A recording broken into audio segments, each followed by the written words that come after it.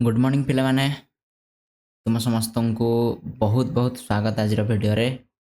तुम मैंने देखुच सीएचएससी education channel जो थे आम +2 एजुकेशन रो विभिन्न टॉपिक विषय वीडियो अपलोड करचे और क्लास करचे। आज आम ऋषंक विषय किछटा जिनस जानिबा ऋषंकर शिक्षार लक्ष्य कौन थिला आ ऋषंकर पाठ्यक्रम को से केमिति विभक्त करथिले ताकू आज वीडियो रे आम डिटेल्स आलोचना करिया। तेणु वीडियोटी को जमारू अधारू बंद करना ही संपूर्ण लास्ट पर्यंत देख जहाँफल तुम संपूर्ण भलसे बुझीपार शिक्षार लक्ष्य कौन था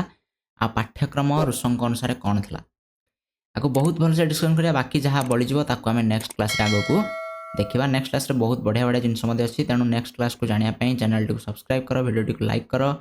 आउ सांग मान सहित शेयर कर। ये हूँ बहुत इंपोर्टेंट वीडियो प्ले ए 2 मार्किया क्वेश्चन और लंग टाइम आसपे पाठ्यक्रम विषय लंग टाइम क्वेश्चन आस। तो डेरी करानी वीडियो को स्टार्ट करिया। तुम समस्त को सीएचएससी एजुकेशन को चैनल को स्वागत। आ जब तुम चैनल रे नुआ आसो ताहले निश्चित भाव में चैनल को सब्सक्राइब कर लाइक कर वीडियोटी को और शेयर कर सांग मान सहित। पूर्व वीडियोटी को देखापी तुम ऊपर आई बटन रे क्लिक करके देखी पार। ठीक अच्छे डेरी करानी आरंभ करिया। प्रथम कथा हूँ आम देखा ऋषंक मतरे शिक्षार अर्थ कौन था। शिक्षा माने ऋष कौन कहते। प्रथम कथा कहते ऋषंकर जो जीवन दर्शन था ऋषंकर जीवन दर्शन को आम पूर्व क्लास रे बहुत बढ़िया भाव डिस्कस करचे ताकू देखापी ऊपर मुझे लिंक देदेवी ताकू जाई क्लिक करी देखिदेव। तांकर जीवन दर्शन प्रकृतिवादी बा न्याचुरालिज्म उपर पर्यवेसित था जोटा तांकर शिक्षा दर्शन रे मध्य प्रत्यक्ष भाव में प्रतिफलित हुए। ठीक अच्छे शिक्षा संबंधी तांकर जो भी मत गुड़िक था से तांकर प्रसिद्ध बही एमिली जोटा कि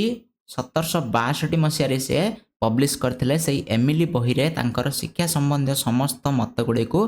सेठी प्रकाश करछन। तुम मान प्रश्न हूँ 1762 मसीह आउ गोटे बही से तांकर पब्लिश करथिले प्रकाश करथिले से बहीर ना कौन तुम मते कमेंट सेक्शन में जणई पारिबो। ठीक अच्छे तेणु एमिल बही कौन ना एमिल बहीर ना कहीं एमती दिगला ना एमिल बही गोटे काल्पनिक चरित्र अच्छी। ठीक अच्छे जो चरित्र ना हूँ एमिल चरित्र ना ही हूँ एमिल गोटे पुओ जार ना हूँ एमिल जहाँ विषय से बहीटी लिखाई जाए हूँ गोटे काल्पनिक चरित्र जोटा को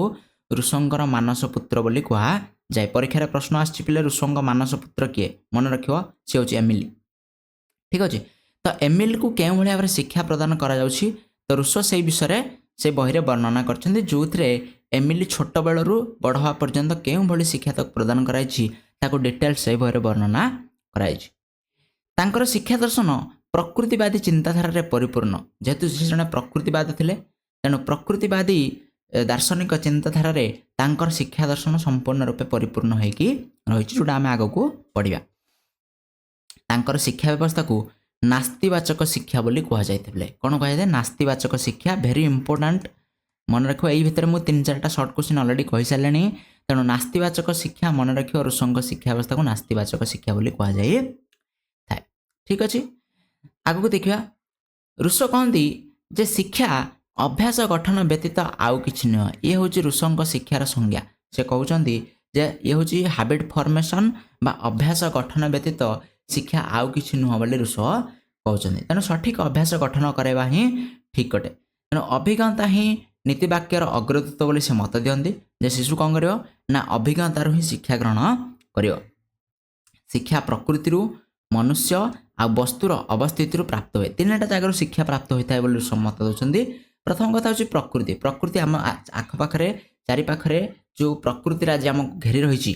ठीक अच्छे से प्रकृति आम शिक्षा ग्रहण करता मनुष्य मान शिक्षा ग्रहण करता आ विभिन्न वस्तुर अवस्थिति आम शिक्षा ग्रहण करता। यही 3टा जिनस हूँ शिक्षार प्रधान उत्स सबुठु मेन उत्स हूँ 3टा प्रकृति मनुष्य आ वस्तुर अवस्थिति मनुष्यर अवस्थिति आ वस्तुर अवस्थिति। ठीक अच्छे मनुष्यर अवस्थिति कहले कौन ना आम आम आखपाखे जो मनुष्य मान रोचंदी जो मनीष मैंने अच्छा आम परिवार लोक हो पारती आम सांगसाथी हो पारती आम शिक्षक हो पारती स्कूल तो से आम शिक्षा ग्रहण करें। वस्तुर अनुभूति वस्तुर अवस्थिति से बही होगला विभिन्न प्रकार वस्तु होगला विभिन्न प्रकार उपकरण होगला से अवस्थिति आम कौन कर शिक्षा ग्रहण कर ऋष मत दौरान। तो यही शिक्षार अर्थ को वर्णना करछन्ति ऋष। तापर देखिबा शिक्षार लक्ष्य कौन था एम्स ऑफ एजुकेशन कौन था। से समय प्रचलित शिक्षा को ऋष घोर विरोध करते। ठीक अच्छे आउ से शिक्षार एक नूतन संज्ञा मध्य प्रदान करथिले आउ तांकर शिक्षार लक्ष्य गुडी कोन कोन ना प्रथम लक्ष्य से कहउचंदी जे व्यक्तित्वर पूर्णांग विकास करिया व्यक्तित्वर पूर्णांग विकास केतेले हेबो जेतेले शिशु को मुक्त स्वाभाविक आउ आनंदमय परिवेश आमे जोगे देबा सेही समय व्यक्तित्वर पूर्णांग विकास हो बोली मत दउछंदी ये होची प्रथम लक्ष्य आ मोस्ट इंपोर्टेंट लक्ष्य दुई रे शिशुर सहजात प्रवृत्तिर सठिक परिप्रकाश करिया शिशु भितर विभिन्न प्रकार गुण रही से जन्म होगा ठारू ठीक अच्छे शिशु जो जन्म हो बहुत गुड़े गुण नहीं से जन्म होती से गुण गुड़ी को सहजात प्रवृत्ति बोली आम कहे तो से ही गुण गुड़िकर सठिक परिप्रकाश करिया शिक्षार आउ एक लक्ष्य हो ता सहित कौन शिक्षा माध्यम एक आनंदमय मुक्त जीवन यापन कर शिशु शिशु जमी शिक्षा माध्यम गोटे आनंदमय खुशीदायक आ मुक्त स्वाधीन भाव में जीवन यापन कर शिक्षार गोटे लक्ष्य जदि मुक्त होना स्वाधीन होना ताले हे तो शिशु शिक्षार कौन मूल्य ना ता सहित कौन कहते शिशु को समाज कृत्रिमता अवास्तवता आ अजथा चाप ठारू दूर रखा तीन टा जिन दूर रखा कृत्रिमता ठारू दूर रखा से प्रकृति उपर गुरुत्व देते आ कृत्रिमता को घोर विरोध करते अवास्तवता आम जहाँ सब मनीष तैयारी जिन देखुचे सब हूँ अवास्तव से सब दिन नष्ट हो तेणु अवास्तवता आ अजथा चाप शिशु को अजथा चाप प्रयोग करवा नहीं ताठू दूर रखा एवं ताको वास्तव और मुक्त मनीष परिणत करवा हूँ शिक्षार गोटे लक्ष्य ता सहित कौन इंद्रिय विषय ऋष मत देते जेहेतु आम 5टी इंद्रिय रही आम इंद्रिय विषय अलरेडी पूर्व कथा ही सारी जो 5टी इंद्रिय तो ये 5टी इंद्रिय आम ज्ञानर प्रवेश द्वारा बोली कहा जाए ज्ञान केमी आम भर को जाए ना 5टा इंद्रिय ओके तो 5टा इंद्रिय ठीक अच्छे ऋष मत दौरान ये 5 इंद्रिय जो रही सी हूँ आम ज्ञानर प्रवेश द्वार तेणु इंद्रिय गुड़िकर प्रशिक्षण हवा निहाती दरकार सी गोटे लक्ष्य इंद्रिय गुड़िकर विकास कराइबा ठीक अच्छे ता सहित कौन प्रकृति को प्रत्यावर्तन प्रकृति को फेरी जाओ ऋषंकर गोटे स्लोगान अच्छी प्रकृति को फेरी जाओ यहाँ परीक्षा आस तो प्रकृति को फेरी आस फेरी जाओ स्लोगान किए थे ऋष देते ठीक अच्छे तो प्रकृति को प्रत्यावर्तन बा अनुसरण माध्यम शिशु उपयुक्त शिक्षा ग्रहण कर शिशु केवल प्रकृति कोल ही उपयुक्त शिक्षा ग्रहण कर ऋष मत देते ये से आह्वान कर व्यक्तिशेष को जे पुणी थे प्रकृति को फेरी आस कृत्रिमता ठार दूरे रुह शिशु केन्द्रिक शिक्षा नेक्स्ट लक्ष्य था शिशु केन्द्रिक शिक्षा प्रदान पूर्वक शिशुर अंतर्निहित शक्ति सामर्थ्य रुचि आग्रह और आवेग अनुजाई शिक्षा प्रदान करवा शिशुर अंतर्निहित गुणर विकास हो तार शक्ति सामर्थ्य तार आग्रह रुचि आवेग गुड़िक अनुसार आम कौन कर शिक्षा प्रदान शिशु को कर तो ये गोटे लक्ष्य है आशा करी समस्त भलसे बुझीपार यदि बुझीपारन ताले पुणी थे भिडियोटा पछकू जाई तुम देखिपार किसी तरह ना शिशु को संपूर्ण स्वाधीनता प्रदान उपर ऋष मत देखते संपूर्ण स्वाधीनता आम शिशु प्रदान कले ही तार विकास हो पारे जब आम बांधि रखिले श्रृंखलार जब चाप प्रयोग कले ताले तार विकास हो पार ना ता सहित पुस्तकगत ज्ञान को विरोध ये से कहते जे बही पढ़िकी एटी पिला कौन प्रकार अधिक शिक्षा ग्रहण कर ना जीवन में शिक्षित हवा कले पुस्तक ठारू अधिक शिक्षा ग्रहण करा पड़े जोटा पुस्तक भितर समाहित होगी ना तेणु पुस्तकगत ज्ञान को विरोध कर पुस्तकगत ज्ञान शिशुपाई सफिसीयंट नुहे बोली ऋष मत दौरान आ घोषिकी मन रखा केवल बही पढ़ी मन रखा ये ऋष विरोध कर सहित से कहते ज्ञान केमिति हम ना वास्तव अनुभूति द्वारा शिक्षा प्रदान कर ऋष ये मत दियंती तो एगुड़िक ऋषंकर 8-10टी लक्ष्य थिला जोड़ाक आम मन रखा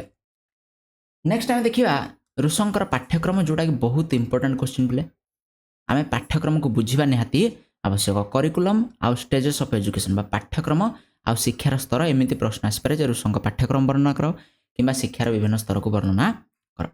जानिबा ऋष मौखिक पाठ्यक्रम बा अनावश्यक घोषी मन रखा को घोर विरोध करते मौखिक पाठ्यक्रम कले कौन ना बर्तमान स्कूल रे जमी पाठ पढ़ा हो शिक्षक आसिले पाठ बहीटा को देखिकी पढ़ीदे से हूँ मौखिक पाठ्यक्रम तो सहीटा को ऋष विरोध करते से समय से प्रचलित था आ अनावश्यक घोषी मन रखा शिशु जिते जदि आम शिशु को केवल बही पढ़ेले जदि से बही पढ़ी बुझीपार ना ताल से कौन कर चेष्टा कर घोषिकी मन रखापी जोटा को ये ऋष कौन करते विरोध करते से पाठ्यक्रम को एक नूतन दिग प्रदान करते आ शिशु केन्द्रिक पाठ्यक्रम सहित बयस अनुसार पाठ्यक्रम को 4 भाग में विभक्त करते केते भाग विभक्त करते 4 भाग में बयस अनुसार विभक्त कराइला कौन कौन आम आगू देखिए प्रथम अवस्था थिला तांकर शैशव अवस्था जन्म ठारू सुन बोल लिखिदेव जो जन्म ठारू 5 वर्ष पर्यंत शिशुर जन्म ठारू 5 वर्ष पर्यंत समय को शैशव अवस्था बोली ऋष जुक्ति करछन्ती से कहउछन्ती जे एई समय रे शिशु कौन करे ना शिशु खेलिबो बुलिबो कांदिबो रागिया भली कार्य गुड़िक शिशु ए बयस रे करथाए तेणु तार शारीरिक शिक्षा उपर संपूर्ण गुरुत्व दिया जाय ए समय आवश्यक शारीरिक शिक्षा शारीरिक विकास को अधिक एटी गुरुत्व दिया जीव ता सहित विभिन्न आवेगर बशवर्ती मध्य एटी शिशु होता है तेणु आवेग गुड़िकर नियंत्रण पाई तालीम मध्य ताकू दिया जाय ता सहित क्रीड़ा निमंते सुजोग दिया जाय जेहेतु खेलिबा बुलिबा बयस होची शिशुर जन्म रु 5 वर्ष पर्यंत तेणु ताकू कौन करा जाय ना खेलिया पाई सुजोग दिया जाय आ खेलिबा समय कृत्रिमता ठारू दूरेई रखिया निहाती आवश्यक खेलिया समय आम यथा संभव चेष्टा करिया ता कोन कृत्रिमता कृत्रिम जिनिस ताकू प्रदान करिया नहीं खेलिया बुझल कृत्रिम जिनिस कहले कोन ना से समय खेलिया कोन करा जातो साधारणतः पिला को हाथ तैयारी कंढेई किंवा कौन प्रकार खेलना ताकू दिया जातो तो सेईटा को से मना करछन्ती जे कृत्रिम जिनिस ताकू प्रदान कर नहीं कृत्रिमता ठारू दूरेई रख ता सहित एई समय स्वाधीनता उपर गुरुत्व दिया जाय शिशुर एटा खेलिबार बयस तेणु तार खेलिबा समयटा को एठी नष्ट करा जीव नहीं ताकू स्वाधीनता प्रदान करा जीव आ एठी से कौन प्रकार औपचारिक शिक्षा प्रदान करा जीव आवश्यक नहीं से विद्यालय को जाई शिक्षा ग्रहण करिया कौन आवश्यक नहीं केवल से अनौपचारिक शिक्षा ग्रहण करिवो काहाटू बापा मां ठारू 0 ରୁ 5 वर्ष पर्यंत बापा मां ठारू अनौपचारिक शिक्षा से प्रदान करिवो ग्रहण करिवो आ समाज ठारू ताकू मुक्त रखा जाय समाज ठारू ताकू दूरेई रखा जाय काहेकि ना समाज होची खराब बोली ऋष मत दैछन्ती सेकेंड स्टेज होची बाल्यावस्था ऋष कहती 5 ରୁ 12 वर्ष बयस को आम बालक अवस्था बाल्यावस्था बोली मत दौचे तो एठी बाल्यावस्था कौन करा ना बाहर कौन बही किंबा बाहर कौन शिक्षा मत दि जाए ना 0 ରୁ 5 वर्ष से माता पिता शिक्षा ग्रहण कला एवं 5 ରୁ 12 वर्ष पर्यंत से प्रकृति कूल शिक्षा ग्रहण करवा एठी से बही पढ़ा विरोध करछन्ती काहेकि से कहते पठन होची बाल्यकालर अभिशाप एटा भेरी इंपोर्टेंट परीक्षा आसुची पिले ठीक अच्छे तेणु यहाँ मन रख पठन होची बाल्यकालर अभिशाप बोली किए मत देते एमती परीक्षा आसुची तेणु पठन होची बाल्यकालर अभिशाप एक ऋष कही तेणु बही पढ़ियाटा दूर रखा जाए केते वर्ष पर्यंत 12 वर्ष पर्यंत 12 वर्ष पर्यंत कौन प्रकार बही पढ़ियार दिज्व ना इंद्रिय गुड़िकर विकास उपर गुरुत्व दिज्व 5टी इंद्रिय जहाँ अच्छी से इंद्रिय द्वारा आमर ज्ञान प्रवेश करुच्ची तेणु इंद्रिय गुड़िकर विकास को गुरुत्व दिज्व ता सहित कौन ना अभिज्ञतार सम्मुखीन हो शिशु सुख दुख भोगिबा आवश्यक फल से सबल हो एठी ऋष गोटे विचित्र मत दौरान ऋष कहते जे शिशु कौन कर ना शिशु सबु प्रकार अभिज्ञतार सामना करू से ता निमंते कौन कर ना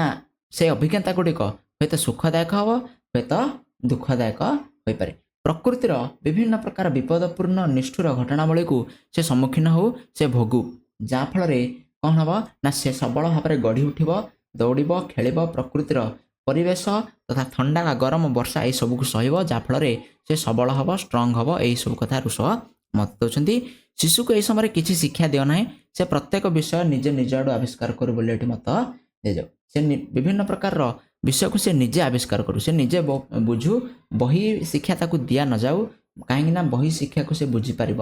ना ठीक अच्छे तेणु ताकू प्रथमे पिला हवा को सुजोग दि जाऊ तो से खेलु बुलू प्रकृतिर विभिन्न अवस्था सहित से संस्पर्श रे आसु सुख दुख भोगु आउ प्रकृति कूलू निजर शिक्षा को आविष्कार करू ये मत दियंती किए ऋष मत दियंती बाल्यावस्था विषय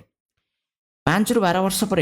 12 वर्ष ରୁ 15 वर्ष बयस को कैशोर अवस्था बोली ये मत दिया किशोर अवस्था जोठी से एठी विद्यार्जनर प्रकृष्ट समय 12 वर्ष बयस हैला परे ही से कौन कर पाठ पढ़ियार ये हूँ उपयुक्त समय बोली ऋष मत दौरान एठी से एमिली किए ना से बहिर चरित्र जहाँ को 12 वर्ष बयस पर ही पुस्तक अध्ययन सुजोग दिया जाए तो से कहते पिला को जो 12 वर्ष बयस हो सार तापर ही से कौन कर पाठ पढ़िया आरंभ कर बही पढ़िया आरंभ कर को बही से पढ़ो को पाठ से पढ़ो यही समय भूगोल इतिहास साधारण विज्ञान गणित भली विषय गुड़िक शिक्षा दि जाऊ ये विषय गुड़िक बुझापी तार बयस बर्तमान हो जाए तेणु यही सब विषय को शिक्षा प्रदान कर शिक्षक केवल जड़े परामर्शदाता रूप में कार्य करेंगे तो ऋषि मतरे से कहते जे शिशुर यही अवस्था 12 ରୁ 15 वर्ष बयस कही थाए ना तार संपूर्ण शारीरिक आ मानसिक विकास प्रायतः हो सारी थाए तेणु से समय से विभिन्न विषय गुड़िक पढ़ापी तार बयस हो जाए तेणु भूगोल इतिहास विज्ञान गणित विषय गुड़िक शिक्षा दि जाए निहाती आवश्यक एठी शिक्षक केवल जड़े परामर्शदाता भाव कार्य करेंगे से कौन पाठ डायरेक्टली पढ़ेबे ना केवल जड़े परामर्शदाता भाव कार्य करेंगे ତା ସହିତ ଏଠି କୁହାଯାଇଛି ଯେ ସେ ଯଥାସମ୍ଭବ ପ୍ରକୃତି କୋଳରୁ ଶିକ୍ଷା ଗ୍ରହଣ କରୁ ତାକୁ କ୍ଲାସରୁମ୍ର ଚାରି କାନ୍ଥ ଭିତରେ ବସେଇ ଶିକ୍ଷା ଗ୍ରହଣ କରିବା ଅପେକ୍ଷା ତାକୁ ପ୍ରକୃତି କୋଳରେ ଶିକ୍ଷା ଗ୍ରହଣ କରାଯାଉ ଠିକ୍ ଅଛି। ତ କୌଣସି ବିଷୟରେ ମନେକର ଭୂଗୋଳରେ କୌଣସି ଗୋଟେ ଜିନିଷ ବିଷୟରେ ପଢ଼ା ହେଉଛି ମନେକର କୌଣସି ପାର୍ବତ୍ୟ ଅଞ୍ଚଳ କିମ୍ବା ନଦୀ କିମ୍ବା ସମୁଦ୍ର ବିଷୟରେ ପଢ଼ା ହେଉଛି ତ ଯଦି ସମ୍ଭବ ତାକୁ ନଦୀ ବିଷୟରେ ଯଦି ପଢ଼ା ହେଉଛି ତାହେଲେ ତାକୁ ନଦୀ କୂଳରେ ନେଇକି ପାଠ ପଢ଼ା ହେଉ ନା କି କ୍ଲାସରୁମ୍ ଭିତରେ ବସିକି ପାଠ ପଢ଼ା ହେଉ। ତ ଏଇଭଳି ମତ ଦେଉଛନ୍ତି କିଏ ରୁଷୋ ମତ ଦେଉଛନ୍ତି। ତା ସହିତ ସେ କହୁଛନ୍ତି ଏଇଭଳି ଶିକ୍ଷା ପ୍ରଦାନ କରାଯାଉ ଯେଉଁଟା ଶିଶୁର କାମରେ ଆସୁଥିବ ଯେଉଁଟା ବ୍ୟବହାର ଉପଯୋଗୀ ସେଇଭଳି ଶିକ୍ଷା ପ୍ରଦାନ କରାଯାଉ। ଯଦି ଶିକ୍ଷାଟା ତାର କୌଣସି କାମରେ ଆସୁନାହିଁ ତାହେଲେ ସେଇ ଶିକ୍ଷା ଅନାବଶ୍ୟକ ତାକୁ ନ ଦିଆଯାଉ ବୋଲି ସେ ଯଥାସମ୍ଭବ ଚେଷ୍ଟା କରୁଛନ୍ତି ଠିକ୍ ଅଛି। ତା ସହିତ ସେ କହୁଛନ୍ତି ଏଠି ଏଇ ଶିକ୍ଷାକୁ ଆସ୍ତିବାଚକ ଶିକ୍ଷା ବୋଲି କୁହାଯାଉଛି। ପୂର୍ବେ ସେ ଶିକ୍ଷାକୁ ନାସ୍ତିବାଚକ ଶିକ୍ଷା ବୋଲି କୁହାଯାଉଥିଲା 12 ବର୍ଷ ପରେ ତାକୁ ଆସ୍ତିବାଚକ ଶିକ୍ଷା ବୋଲି କୁହାଯାଉଛି। ଏହି ସମୟରେ ତାକୁ ଏଇଭଳି ବିଭିନ୍ନ ପ୍ରକାର ବିଷୟ ପଢ଼ା ହେଉଛି ଯାହାଫଳରେ ସେ ବିଭିନ୍ନ ସମସ୍ୟାର ସମାଧାନ କରିପାରିବ ଯେଉଁଟାକୁ ଆମେ ପ୍ରକୃତ ଶିକ୍ଷା ବୋଲି କହିବେ। ଏଠି ଶିକ୍ଷକ ଜଣେ କେବଳ ସହାୟତାକର୍ତ୍ତା ଏବଂ ପରାମର୍ଶଦାତାର ଭୂମିକା ଗ୍ରହଣ କରିବେ ଯାହାଫଳରେ କ'ଣ ହେବ ନା ଶିଶୁ ସମ୍ପୂର୍ଣ୍ଣ ଶିକ୍ଷା ଗ୍ରହଣ କରିବେ। କିନ୍ତୁ ଏଠି ସମ୍ପୂର୍ଣ୍ଣ ରୂପେ ଘୋଷିବାକୁ ସେ ବିରୋଧ କରିଛନ୍ତି। ଯେତେବେଳେ ବିଜ୍ଞାନ ଗଣିତ ଇତିହାସ ପଢ଼ା ହେଉଛି ସେ ଘୋଷିକି ମନେ ନ ରଖୁ ସେଗୁଡ଼ିକ ସେ ବୁଝୁ ଆଉ ଦୈନନ୍ଦିନ ଜୀବନରେ ତାର ବ୍ୟବହାର ସେ କରୁ ଆଉ ପ୍ରକୃତି କୋଳରେ ତାକୁ ଶିକ୍ଷା ଦିଆଯାଉ। ମନେକର ସମୁଦ୍ର ବିଷୟରେ ପଢ଼ା ହେଉଛି ସମୁଦ୍ର କୂଳକୁ ତାକୁ ନିଆଯାଉ ଠିକ୍ ଅଛି। ସମୁଦ୍ରକୁ ସେ ଦେଖୁ ସମୁଦ୍ର ପାଣିକୁ ସେ ଅନୁଭବ କରୁ ଯାହାଫଳରେ ସେ ପ୍ରକୃତ ଶିକ୍ଷା ଗ୍ରହଣ କରିପାରିବ ଠିକ୍ ଅଛି। ତାପରେ ଚତୁର୍ଥ ଆଉ ଲାଷ୍ଟ ଷ୍ଟେଜ୍ ହେଉଛି ଶିକ୍ଷା ଗ୍ରହଣର ସେ କହୁଛନ୍ତି ଯୌବନ ଅବସ୍ଥା ଯେଉଁଟା କହୁଛନ୍ତି 15ରୁ 20 ବର୍ଷ ବୟସକୁ 15 ବର୍ଷ ହେଲା ପରେ ସେ ଯୌବନ ଅବସ୍ଥା ପ୍ରାପ୍ତ ହେଉଛି ବୋଲି ଶିଶୁ ଏଠି ରୁଷୋ କହୁଛନ୍ତି ଯେଉଁଟାକୁ ସେ ନବଜନ୍ମ ଲାଭ ବୋଲି କହୁଛନ୍ତି। ଯୌବନ ଅବସ୍ଥାକୁ ନବଜନ୍ମ ଲାଭ ବୋଲି କୁହାଯାଉଛି। ଏଇଟା ମଧ୍ୟ ଇମ୍ପୋର୍ଟାଣ୍ଟ ପରୀକ୍ଷାରେ ଏଇଟା ପ୍ରଶ୍ନ ଆସେ। ତେଣୁ 15ରୁ 20 ବର୍ଷ ବୟସ ହେଉଛି ଯୌବନ ଅବସ୍ଥା ଯେଉଁଟାକୁ ନବଜନ୍ମ ଦ୍ୱିତୀୟ ଜନ୍ମ ବୋଲି କୁହାଯାଉଛି। ଏଠି ଚରିତ୍ର ଗଠନ ଧର୍ମ ଶିକ୍ଷା ପାଇଁ ଏଇଟା ହେଉଛି ଠିକ୍ ସମୟ। ଧାର୍ମିକ ଶିକ୍ଷା ପାଇଁ ଧର୍ମ ଶିକ୍ଷା ଗ୍ରହଣ କରିବା ପାଇଁ ଚରିତ୍ର ଗଠନ ପାଇଁ ହେଉଛି ପ୍ରକୃଷ୍ଟ ସମୟ। ସାମାଜିକ ଶିକ୍ଷା ନୈତିକ ଶିକ୍ଷାର ସୁଯୋଗ ଏଠି ଦିଆଯାଇଛି ଠିକ୍ ଅଛି। କାହିଁକିନା ଛୋଟ ପିଲାବେଳେ ସେ ସାମାଜିକ ଶିକ୍ଷା ଆଉ ନୈତିକ ଶିକ୍ଷାକୁ ବୁଝିପାରିବ ନାହିଁ। ତେଣୁ ଠିକ୍ ବୟସ ଭାବରେ ଯୌବନ ଅବସ୍ଥା ହେଲା ବେଳକୁ ତାର ଶାରୀରିକ ଆଉ ମାନସିକ ବିକାଶ ସମ୍ପୂର୍ଣ୍ଣ ହୋଇସାରିଥିବ। ତେଣୁ ଏହି ସମୟରେ ସାମାଜିକ ଶିକ୍ଷା ଆଉ ନୈତିକ ଶିକ୍ଷା ନେବାରେ କୌଣସି ପ୍ରକାର ଅସୁବିଧା ନାହିଁ। ଏଇଟା ହେଉଛି ପ୍ରକୃଷ୍ଟ ସମୟ। ତାଙ୍କ ମତରେ ସକ୍ରିୟତା ଓ ବାସ୍ତବ ଅଭିଜ୍ଞତା ମାଧ୍ୟମରେ ଶିଶୁର ନୈତିକ ଆଉ ସାମାଜିକ ଶିକ୍ଷା ଲାଭ ହେବ ଠିକ୍ ଅଛି। ସକ୍ରିୟତା ଆଉ ବାସ୍ତବ ଅଭିଜ୍ଞତା ମାଧ୍ୟମରେ ହିଁ ଶିକ୍ଷା ଦିଆଯିବ ଠିକ୍ ଅଛି। ତା ସହିତ ଯୌନ ଶିକ୍ଷା ଆଉ ଗୃହସ୍ଥ ଜୀବନ ପାଇଁ ଆବଶ୍ୟକ ଥାଏ। ତେଣୁ ଯୌନ ଶିକ୍ଷା ମଧ୍ୟ ତାକୁ ଦିଆଯିବା ନିହାତି ଆବଶ୍ୟକ ଯେଉଁଟା ଆଗକୁ ଯାଇକି ତାର ଗୃହସ୍ଥ ଜୀବନ ପାଇଁ ନିହାତି ଭାବରେ ଆବଶ୍ୟକ ହେବ। ତେଣୁ ଏହି ଶିକ୍ଷା ମଧ୍ୟ ପ୍ରଦାନ କରିବାକୁ ରୁଷୋ ମତ ଦେଇଛନ୍ତି। ତା ସହିତ ଦର୍ଶନ ଶାସ୍ତ୍ର ଆଉ ନୀତି ଶିକ୍ଷା ଯାହାଫଳରେ ସେ ବିଶ୍ୱ ଆଉ ଈଶ୍ୱରଙ୍କ ସମ୍ବନ୍ଧରେ ଜାଣିବା ପାଇଁ ଦରକାର ହେବ ତାକୁ। ତେଣୁ ଦର୍ଶନ ଶାସ୍ତ୍ର ଶିଶୁ ପଢ଼ିବ ଯୌବନ ଅବସ୍ଥାରେ 15 ବର୍ଷ ପରେ ଆଉ ନୀତି ଶିକ୍ଷା ବିଷୟରେ ମଧ୍ୟ ସିଏ ପଢ଼ିବ ଯେଉଁଟା ଭ୍ୟାଲ୍ୟୁ ଏଜୁକେସନ୍ ବୋଲି କହୁଛେ ନୀତି ଶିକ୍ଷା ବୋଲି କହୁଛେ ତାକୁ ମଧ୍ୟ ଶିଶୁ ଏଠି ପଢ଼ିବ ଯେଉଁଟା ତାକୁ ସଂସାର ବା ଦୁନିଆ ବିଷୟରେ ଆଉ ଈଶ୍ୱରଙ୍କ ସମ୍ବନ୍ଧରେ ଜ୍ଞାନ ପ୍ରଦାନ କରିବା ପାଇଁ ଯଥେଷ୍ଟ ହେବ ଠିକ୍ ଅଛି। ତେଣୁ ଏଇଭଳି 4ଟି ଭାଗରେ ରୁଷୋ କ'ଣ କରିଛି ତାଙ୍କର ପାଠ୍ୟକ୍ରମକୁ ବିଭକ୍ତ କରିଛନ୍ତି। ନେକ୍ସଟ କ୍ଲାସ୍ରେ ଆମେ ରୁଷୋଙ୍କର ଶିକ୍ଷାଦାନ ପଦ୍ଧତି ଠିକ୍ ଅଛି ମେଥଡ଼ ପଢ଼ିବା। ଟିଚିଂ ମେଥଡ୍ସ କ'ଣ ଥିଲା ଠିକ୍ ଅଛି। ତା ସହିତ ଡିସିପ୍ଲିନ୍ କ'ଣ ଥିଲା ଶୃଙ୍ଖଳା କ'ଣ ଥିଲା ଠିକ୍ ଅଛି। ତା ସହିତ ଓମେନ୍ ଏଜୁକେସନ୍ ବିଷୟରେ ଆମେ ନେକ୍ସଟ କ୍ଲାସ୍ରେ ପଢ଼ିବା। Thank you so much. Next କ୍ଲାସ୍କୁ ଆମେ ନିଶ୍ଚିତ ଭାବରେ ଦେଖିବା। ସେଥିପାଇଁ ଭିଡ଼ିଓଟି ଲାଇକ୍ କର ସେୟାର କର ଆଉ ଚ୍ୟାନେଲକୁ ସବସ୍କ୍ରାଇବ୍ କରି ବେଲ୍ ଆଇକନ୍ ପ୍ରେସ୍ କର ଯେମିତି ମୁଁ ନେକ୍ସଟ ଭିଡ଼ିଓ ଅପଲୋଡ଼ କରିବି ତୁମମାନଙ୍କ ପାଖରେ ନୋଟିଫିକେସନ୍ ପହଞ୍ଚିଯିବ ଠିକ୍ ଅଛି। ଯଦି ଭିଡ଼ିଓଟିକୁ ଲାଷ୍ଟ ପର୍ଯ୍ୟନ୍ତ ଦେଖିସାରିଛ ତାହେଲେ ତୁମ ସମସ୍ତଙ୍କୁ ବହୁତ ବହୁତ ଧନ୍ୟବାଦ। ନେକ୍ସଟ କ୍ଲାସ୍ରେ ଆମେ ଆଉ ଗୋଟେ ଟପିକ୍ ବିଷୟରେ ଆଲୋଚନା କରିବା।